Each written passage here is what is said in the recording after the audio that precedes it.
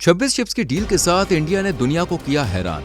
अब marine sector में मजबूती से कदम आगे बढ़ाएगा भारत। इंडिया की शिप बिल्डिंग पॉलिसी से जापान, चीन समेत साउथ कोरिया तक को लगा झटका। करोड़ों रुपए की लागत से बूस्ट होगी Indian shipping industry. US tariff का भारत पर कितना पड़ा असर, जानने के लिए वीडियो में आखिर तक बने रहें। दोस्तों, कहते हैं कि मौके का सही फायदा उठाना जिसे आता है ना, असल में देखिए बादशाह वही है। और इन दिनों ये बादशाह बन बैठा है भारत, जिसे अमेरिका ने चौतरफा फील्डिंग सेट करके औंधे मुंह गिराने की कोशिश की थी, वो भी 50% टैरिफ बॉम्ब से, जिसकी पहली किश्त उन्होंने 7 अगस्त से फोड़ी और भारतीय उत्पादों पर 25% का टैरिफ लगा दिया, जिसने इकोनॉमिक एक्सपर्ट्स के बीच खलबली मचा दी। वहीं भारत को भी सोचने पर मजबूर कर दिया कि अब क्या होगा आगे। ये धमाका भी ठंडा हुआ भी नहीं था कि 27 अगस्त से एडिशनल 25% का बम और फोड़ दिया और इस तरह भारतीय उत्पादों पर 50% का टैरिफ लगाकर अमेरिका ने ये तो साफ कर दिया कि वो कितना मौका परस्त है। उसके लिए यारी दोस्ती या मेहमान नवाजी का कोई मतलब नहीं है। वही भारत को भी अपनी गलती समझ आए कि जिस अमेरिका को वो साथी समझ रहा था, वो तो गद्दार निकल गया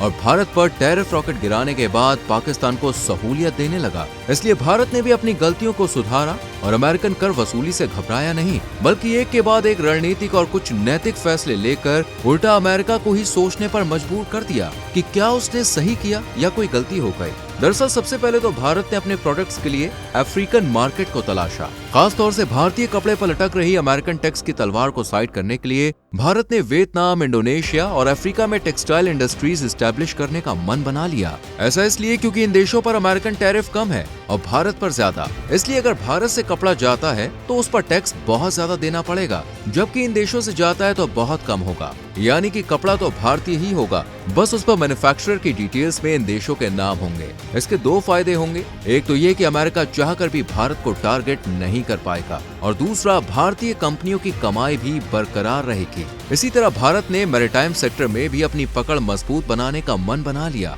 भारतीय सरकार ने पूरी गंभीरता के साथ ये कहा है कि मैरीटाइम इंडस्ट्री को एक्सपेंड किया जाएगा और इसके लिए करोड़ों रुपए के इन्वेस्टमेंट की बात भी की गई है। इस इन्वेस्टमेंट के पीछे भारत सरकार का तर्क है कि भूमि सिर्फ 30% हिस्से को घेरती है, जबकि समुद्र 70% एरिया को। इस तरह समुद्र विशाल है और जिसने भी समुद्र पर पकड़ बना ली, उसे कामयाबी के शिखर पर चढ़ने से कोई नहीं रोक पाएगा, फिर चाहे वो महाशक्तिशाली देश ही क्यों ना हो। खासतौर से व्यापारिक महाशक्ति बनने के लिए देश को समुद्र पर अपनी पकड़ मजबूत करनी ही चाहिए, क्योंकि ये वो मार्ग है जो उसके हर व्यापार को कामयाबी दिला सकता है। आपको बता दें कि भारत के पास 11,098 किलोमीटर लंबी समुद्री तट रेखा है। ये एक प्राकृतिक तोहफा है और प्राचीन समय में भारत ने इसका बखूबी इस्तेमाल किया है। एक वक्त था जब इसी तोहफे के जरिए भारत हिंद महासागर से लेकर अरब सागर और अफ्रीका तक व्यापार किया करता था। फल, सब्जी, मसाले, मछली, कपड़ा, ऐसी कोई भारतीय चीज नहीं थी जो विदेशों में ना पहुंची हो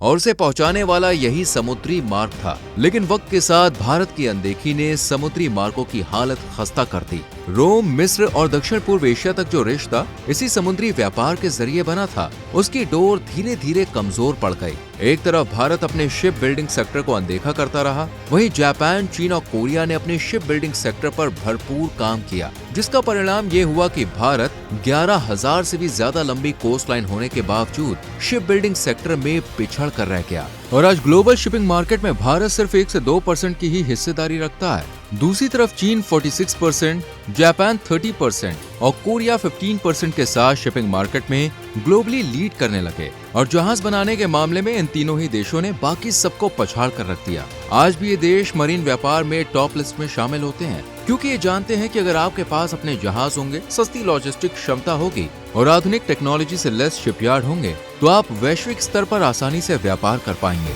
ऐसा नहीं है कि भारत के पास ये सुविधा नहीं है, बल्कि भारत के पास पुराने शिपयार्ड हैं, सस्ती लॉजिस्टिक क्षमता भी है और इस क्षेत्र से जुड़े कुशल कारीगर भी हैं। लेकिन जहाज बनाने के मामले में भारत कुछ हद तक पिछड़ा हुआ नजर आता है, क्योंकि जहाज बनाना एक छोटी या साधारण प्रक्रिया नहीं है, बल्कि ये एक जटिल प्रक्रिया है जिसमें लंबा वक्त भी लगता है और भारी भरकम पूंजी भी।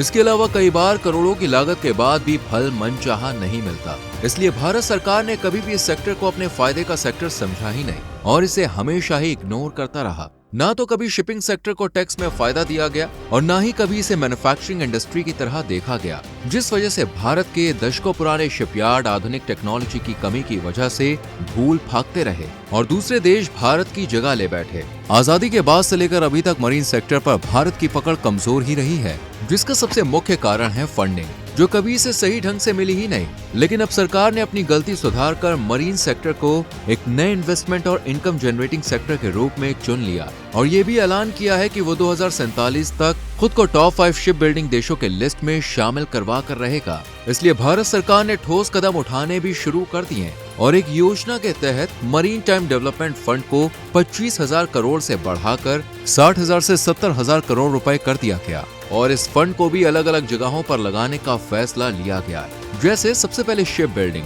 यानी जहाज निर्माण और वेयर हाउस की रिपेयरिंग पर खर्च किया जाएगा, क्योंकि भारत ने अब तक जहाज बनाने की दिशा में काम ही नहीं किया था, इसलिए वो मरीन सेक्टर में काफी हद तक पीछे रह गया। लेकिन अब भारत चाहता है कि वो खुद के जहाज बनाए और जरूरत पड़ने पर उनकी मरम्मत भी खुद ही करे।